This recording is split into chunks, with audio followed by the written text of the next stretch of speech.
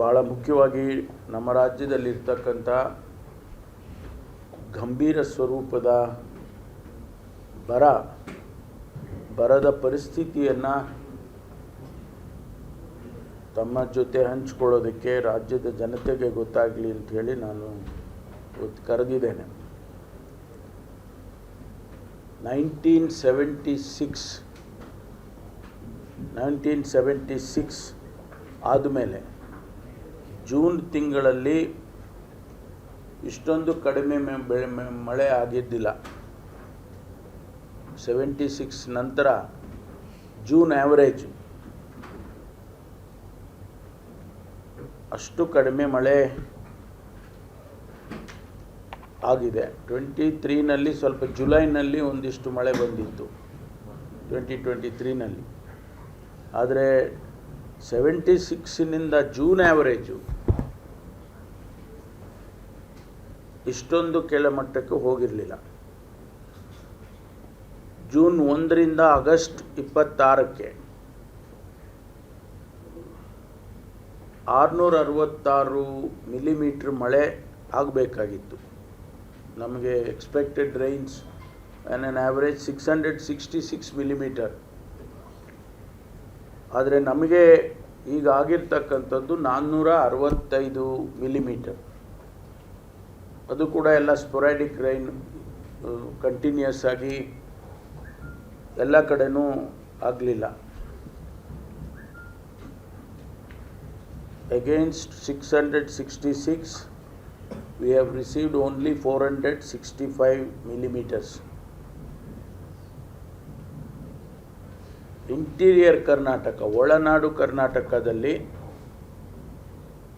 31% ಮಳೆ ಕಡಿಮೆ ಆಗಿದೆ. ದಕ್ಷಿಣ ಒಳನಾಡಿನಲ್ಲಿ ಸೌತ್ ಇಂಟೀರಿಯರ್ 41% ಕಮ್ಮಿ ಆಗಿದೆ. ಮಲೆನಾಡಿನಲ್ಲಿ 35% ಮತ್ತು ಕರಾವಳಿ ಪ್ರದೇಶದಲ್ಲಿ 24% ಮಳೆ ಕಡಿಮೆ ಆಗಿರ್ತಕ್ಕಂಥದ್ದು. 24 ರಾಜ್ಯದ 29 ಜಿಲ್ಲೆಗಳ ಪೈಕಿ 190 ತಾಲೂಕು ಮಳೆ ಕೊರತೆ ಆಗಿದೆ ಮತ್ತು 13 ತಾಲೂಕು ತೀವ್ರ ಕೊರತೆ ಆಗಿದೆ, ಅಂದರೆ ಲಾರ್ಜ್ ಡಿಫಿಸಿಟ್.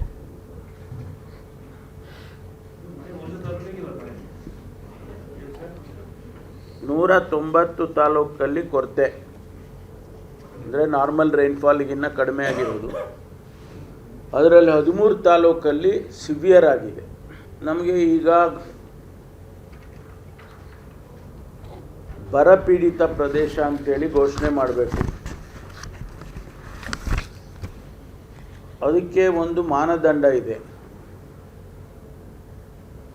ಕೇಂದ್ರ ಸರ್ಕಾರ 2020ರಲ್ಲಿ ಒಂದು ಡ್ರಾಟ್ ಮ್ಯಾನ್ಯುಯಲ್ ಅಂತೇಳಿ ಬಿಡುಗಡೆ ಮಾಡಿದ್ದಾರೆ. ಆ ಡ್ರಾಟ್ ಮ್ಯಾನ್ಯುಯಲ್ ಪ್ರಕಾರ ಟ್ರಿಗರ್ 1, ಟ್ರಿಗರ್ 2 ಹಾಗೆ ಅಂತೇಳಿ ಒಂದು ಡಿಫೈನ್ ಮಾಡಿದ್ದಾರೆ ಅವರು. ಟ್ರಿಗರ್ 1ನಲ್ಲಿ 3 ವಾರ ಕಂಟಿನ್ಯೂಸ್ ಆಗಿ ಡ್ರೈ ಸ್ಪೆಲ್ ಇರಬೇಕು. ಅಂದರೆ ಮಳೆ ಬರಬಾರ್ದು 3 ವಾರ ಅಥವಾ ಇನ್ನೂ ಹೆಚ್ಚು, 3 ವಾರಕ್ಕಿಂತ ಹೆಚ್ಚು, ಮಿನಿಮಮ್ 3 ವೀಕ್ಸ್.